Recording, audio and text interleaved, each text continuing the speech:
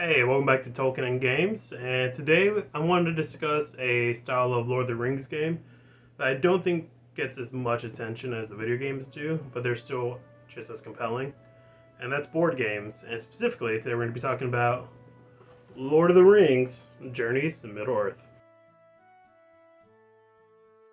Now, usually after every time they announce a new Lord of the Rings game, it's almost certain in the comments you'll find, hope this is like Skyrim, but in Lord of the Rings, or some type of comment like that. I know I've probably left a couple dozen myself of hoping that a developer will finally make that. And unfortunately, they just haven't. And so until then, Journeys of Middle-earth is probably the closest thing we get. And a big part of that is this app right here. This app actually acts as the enemy AI.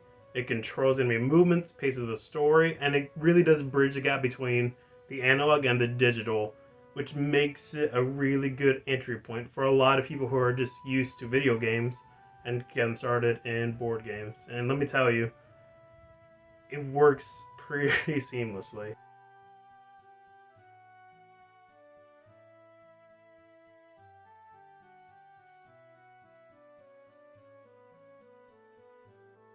And if you want to have that type of adventure in Skyrim, but with Lord of the Rings, this really is the closest thing you'll get. And let me tell you why.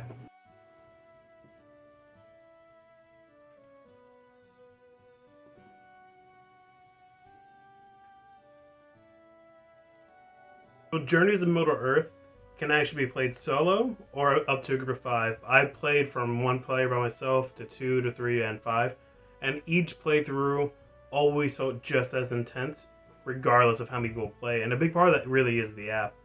And now, just like in Skyrim, whenever it comes to the characters, you choose the characters you want. They each have their own special abilities, each have their own class traits and stats.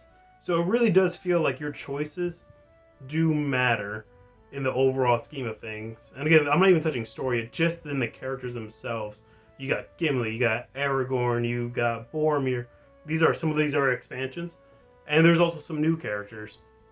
But each character has their own different, like I said, races also that do impact some story elements, whether it be how characters interact with you, depending on your race. If you pass certain tests, if you're playing Gimli and you're a dwarf and you see dwarven writing, you're going to know that language, whereas if you're playing Legolas, you wouldn't be able to know, and you're going to have to try to take a guess and roll some stats for that.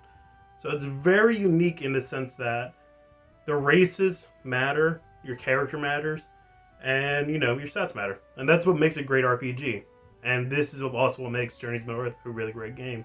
From the very beginning, a lot of what you choose does impact your gameplay, and it's great. It's a really fun game just for that reason alone. But now let's talk about gameplay. The game is based around deck building. Each character has basic cards, character cards, and job cards, all of which come together into a really good system of each character feeling different, but still having cards that at least everyone can rely on. And now if you can imagine a place where Boromir meets up with Gimli while he's walking down the road, and now they start an adventure, that's what this game is.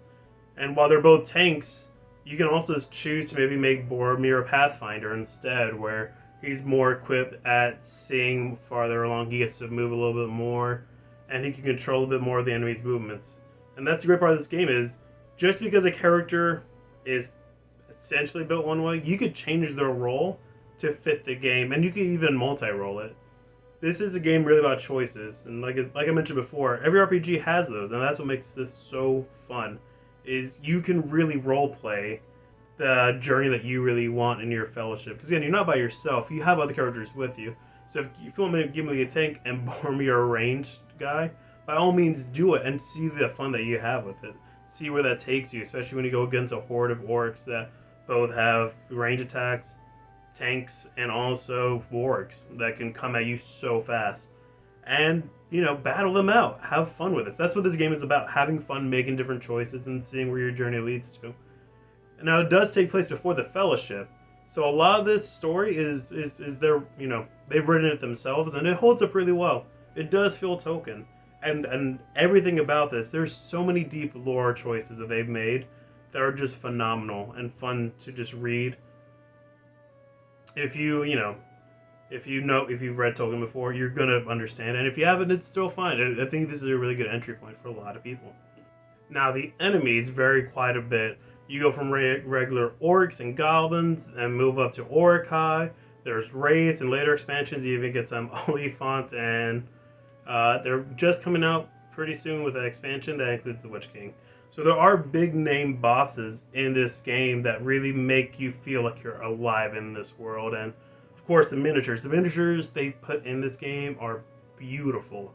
And it becomes so addicting not to try to collect more and more and more to flesh out this world. You get barrels, you get rocks, and really make this feel very lived in.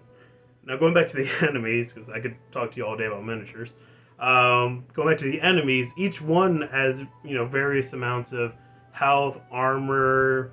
Some of them have like spell armor. Some have just shielded armor. Some are immune to rapidly being killed by some abilities. They all vary in strength, and that makes it fun. There's regular enemies, and then there's elites that, unlike other regular enemies, whenever they attack, they don't get tired out and they continue attacking. It makes them especially deadly in the early on missions, where you really don't have that much healing abilities, and they are ruthless. But that goes to another great part of this game, is the fact that if you fail a mission, it's not the end of the story. You don't just restart like in other video games. The story continues based off your failure. If you think back to Fellowship of the Ring, where, the very end, Boromir dies. Merry Pippin gets stolen. And then Frodo and Sam leave. And Aragorn, Gimli, and Legolas are just there like, what just happened? Like, everything just fell apart. That wasn't the end of the mission. No, they continued on. And what's special about this game that really makes it stand out between any other board game I've played is it takes account of your failures and it punishes you appropriately. Where maybe the character that you're supposed to save dies, you don't get the information that would make the next quest easier. Because now you have to search for where they were looking for, right? But instead, if you save them, next mission, it's in the old fort. Let me just head straight to the old fort. So it does something very, very different, and I respect it so much for that. Because it doesn't feel like a failure. You're like, alright, we messed up, let's learn, and let's move on. Now, the later missions, once you get to, very towards the tail end of the game, if you fail, it won't even be the last mission most of the times. It'll be like the penultimate mission, or, the third to last, and it will warn you, if you die, the game is over and you just start all over again. But prior to that, if you fail, it's alright. Oh, you didn't make it out of the cave? It's fine. As everything was crumbling, you found one space, you leave, but maybe you lost some gear, and now the guide you had dies. And, you just move on, just like they did.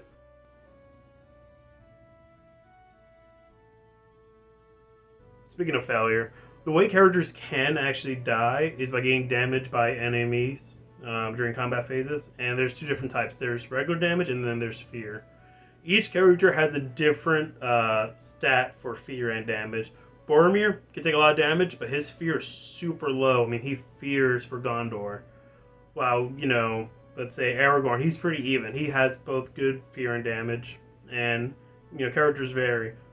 But what's important is that when you reach the max level of that fear or damage, characters enter last stand. So think of it like in Fellowship of the Ring again, where, Aragorn is fighting Lurtz, and Lurtz throws that knife, and Aragorn's already on the ground. He's tired, and he swings that sword, deflects the knife. That's what pretty much last stand is. You enter into last stand, and you have to pass this test based on one of your character's stats. If they pass, he lives, he removes all those fear or damage cards, and you continue playing. But if you fail, your team has to finish the overall objective and in one turn. And if they don't, then the whole mission fails. So it's a really good technique of letting the characters have one more chance. But if they fail, they fail. And you get multiple chances of last stand. So you don't just get one. But the more that you have to do it, the harder and harder each test becomes. So, try not to die. And lastly, let's talk about fun factor. It's an important part of it, and I've been praising this game a lot, so let me go over two negatives I really do have.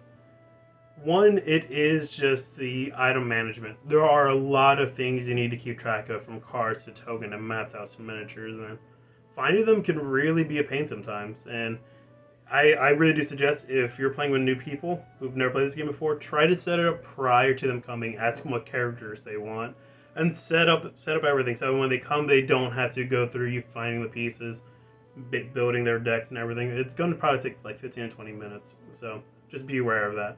And the other thing, well, it can definitely be a fault, is its length. It is a very long game. This isn't something you can typically do in one playthrough. If you do, it's a whole day event, trust me. And, you know, if the people you're playing with, if they're not really committed, it's going to be a slog to play through, and they will get tired, so just be aware of that. But that really is it. The rest of the game is just so fantastical. Getting to explore Middle Earth, getting to form your own parties of characters that, you know, are a really fun match that you wouldn't think would happen, and just exploring Middle Earth. Like, I really can't stress that enough. This game is about exploration, about finding side missions, of helping people, of defeating powerful enemies. Fantasy Flight Games really did an amazing thing with this game. They created Middle Earth in a box, and if you have been wanting a Skyrim-like experience set in Middle Earth, this is it. This is the closest thing we're going to get. So please, please, please, check this game out. It is worth it, especially now when we're about to be on the cusp of a whole bunch of new video games coming out from Embracer Group. This is going to be the game that you should compare it to, because, like I said, it's digital, it's analog, it's fantastic. So please, check it out. So please quite a bit right there. Don't know why. I'm just really want people to play this game. Yeah. So if you like this video, please leave a like, subscribe, share it, do whatever you want. You have a negative comment? Go for it. I don't mind it. You have a positive one? Great. If you play this game, let me know. Who is your favorite character to play with? Who'd end up dying? When I was playing with my Boromir and Gandalf party, man, oh man, was my Gandalf dying so much in the beginning. His deck is kind of hard. His deck is more for late game. Early game, he's pretty weak. But yeah, that's the end of this video. So again, thanks for watching. Hope you have a great day.